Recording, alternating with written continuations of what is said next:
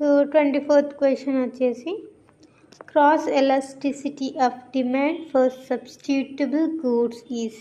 So next always I prefer to press to emphasize the keywords cross elasticity and here substitutable goods.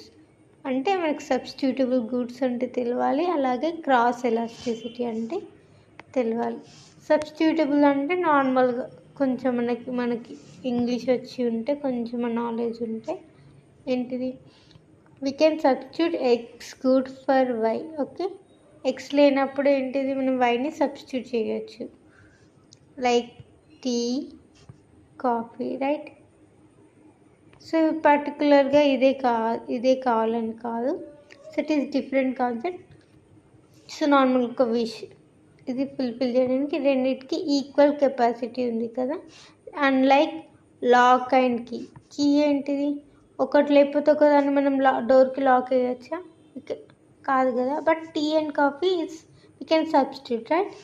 ఈ lock key వచ్చేసి this are complementary అంటాం, complementary. So normal ఇక్కడ cross elasticity అన్నారు, అంటే cross అంటే దేనికి దీనికి cross అంటేనే మనం అర్థం చేసుకోవాలి. ఓకే, ఏంటిదంటే ఇప్పుడు ఒకదాన్ని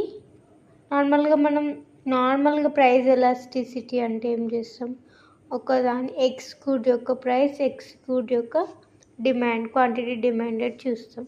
కానీ క్రాస్ లైక్ సబ్స్టిట్యూట్ గూడ్స్ లేదా కాంప్లిమెంటరీ గూడ్స్ అని ఉంటుంది. లైక్ నేను చెప్పాను కదా, కాంప్లిమెంటరీ లాక్ ఇంకా కీ, ఇవి కాంప్లిమెంటరీ అంటే అవి రెండు కావాలి, ఒకదానికి ఒకటి కాంప్లిమెంట్ చేస్తున్నాయి, ఇక్కడ సబ్స్టిట్యూట్ చేస్తున్నాయి. సో ప్రైస్ ఎలాస్టిసిటీ ఉంటుంది.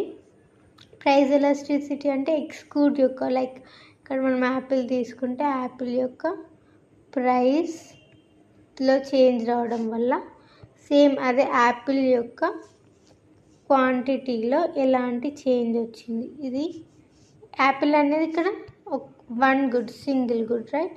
కానీ ప్రైస్, ఆ గుడ్ యొక్క ప్రైస్, ఆ గుడ్ యొక్క క్వాంటిటీ, అప్పుడు ఏమంటున్నాం దాన్ని ప్రైస్ ఎలాస్టిసిటీ. ఓకే, అది ఇప్పుడు ఏమైనా సబ్స్టిట్యూట్స్ గుడ్ వచ్చేసరికి ఏమవుతుందంటే, సబ్స్టిట్యూట్ గుడ్ వచ్చేసరికి ఒకదాని ప్రైస్, ఒకదాని క్వాంటిటీ. ఇక్కడ XY అంటే మనం ఎందుకు అంటామంటే ఏదైనా పెట్టుకోవచ్చు, Apple, orange, banana etcetera any, just ఇక్కడ XY అని అన్నాం.